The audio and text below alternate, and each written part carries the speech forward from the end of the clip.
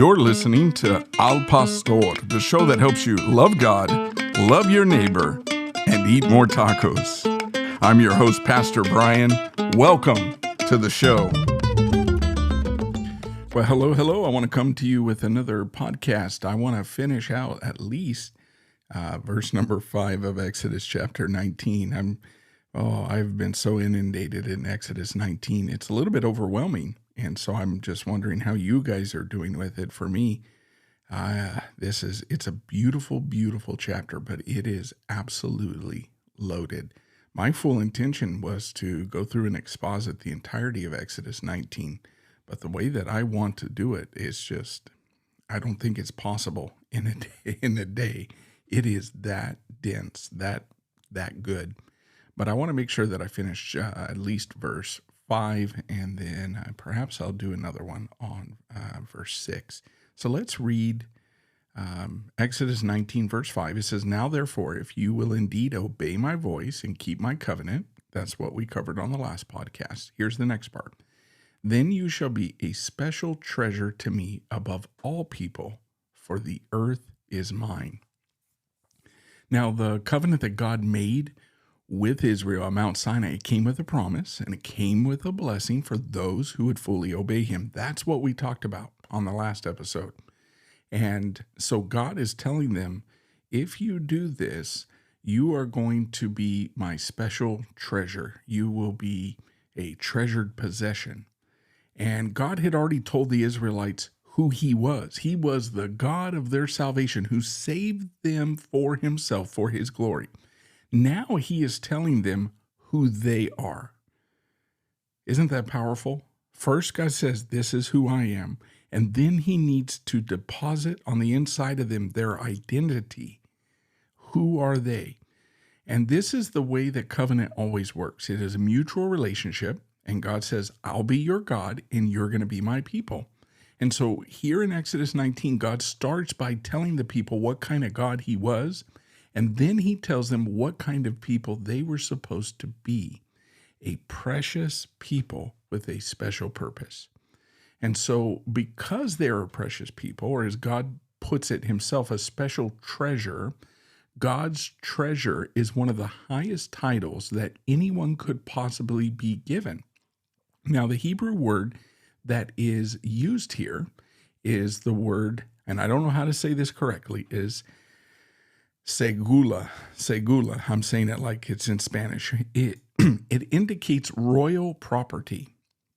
And this would be the most prized possession in a king's personal treasury.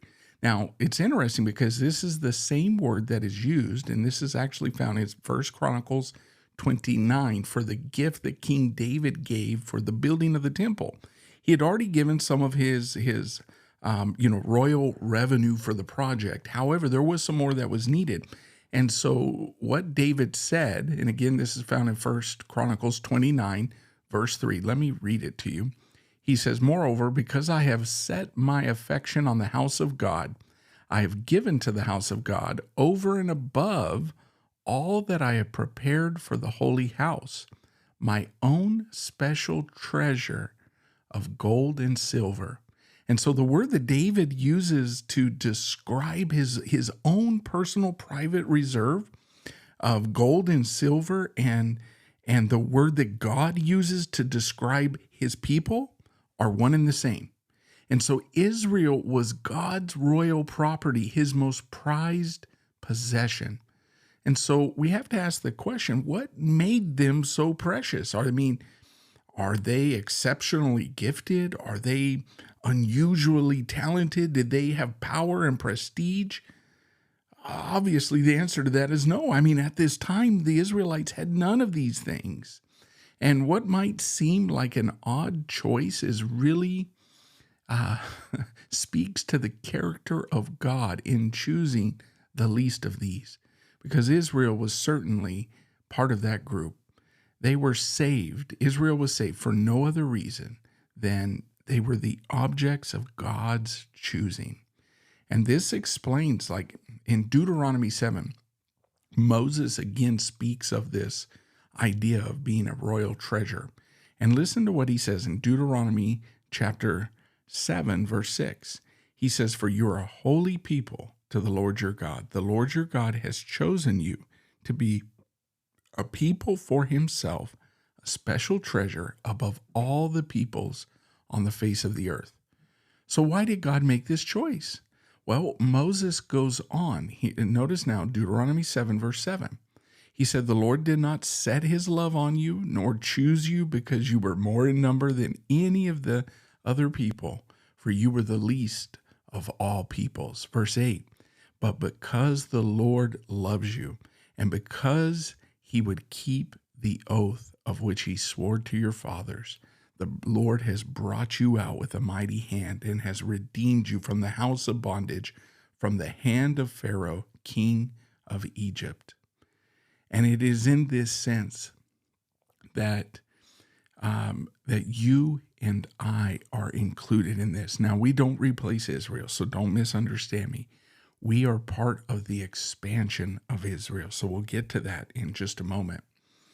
Now, we need to address this other idea because everyone belongs to the Lord because we're all made in his image.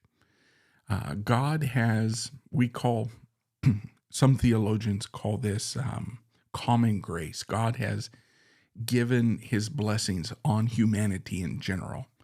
And he says here in Exodus chapter 19, verse 5, he says, "The whole earth is mine." But in his heart, God always reserves a special place for his own precious people. So we don't deny his common grace and that everyone is in one sense, a child of God, whether or not they've been redeemed, whether or not they've been saved, because man is made in the image of God. This is why we believe in the sanctity of life. And so we don't deny common grace, but there is a unique love that God has for his people when they choose to place their hope and their trust and their faith in him. God stamps them with his own unique affection. And he says, out of all of the nations, you are going to be my special people. This was Israel's identity. They were God's precious, precious people. So let's get to this idea about our identity. If that was theirs, what is ours? Who are we? You know, there might be some times when we don't quite feel very precious. We struggle to make it from one day to the next. Maybe we're weighed down by some things that are happening in our lives, whether it be on the job or at school or within our family. And maybe we just feel like we never have quite made it in this world. And we can get discouraged. We can enter into conflicts and difficulties and struggle with illness and even loneliness. And even if we make it appear like we have it all together, there are times when we feel, let's just be honest, unsatisfied or unfulfilled.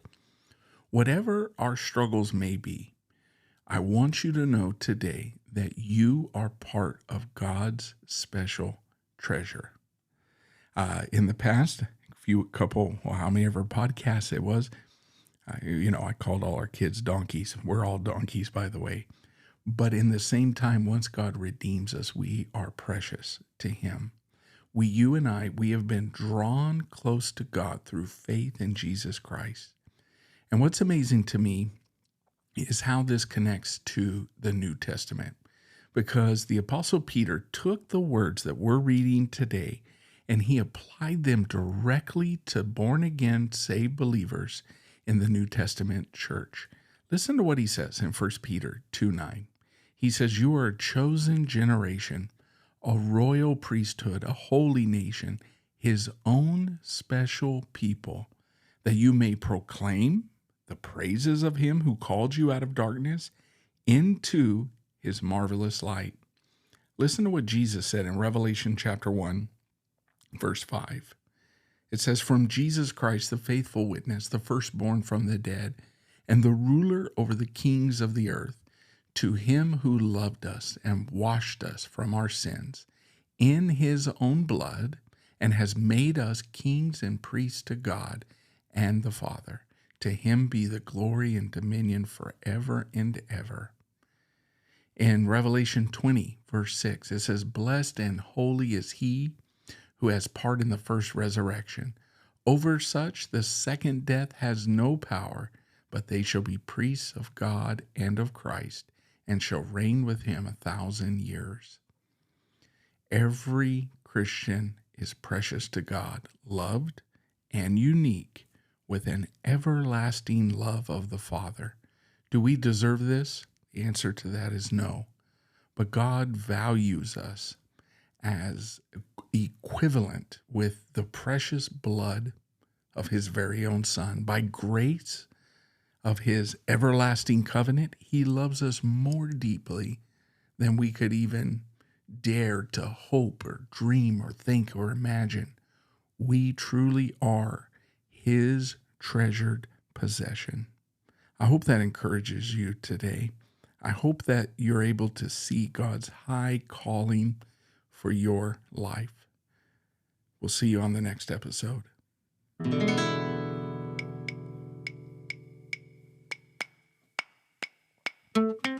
Thank you for listening to Al Pastor with Brian Overturf. If you found value in this, please subscribe and get updates. Most places podcasts are available. We're right here on Anchor FM through Spotify, also on Apple Podcasts, Google Podcasts, Amazon, and iHeartRadio. I hope you'll tune in for the next episode. Until then, we'll see you later.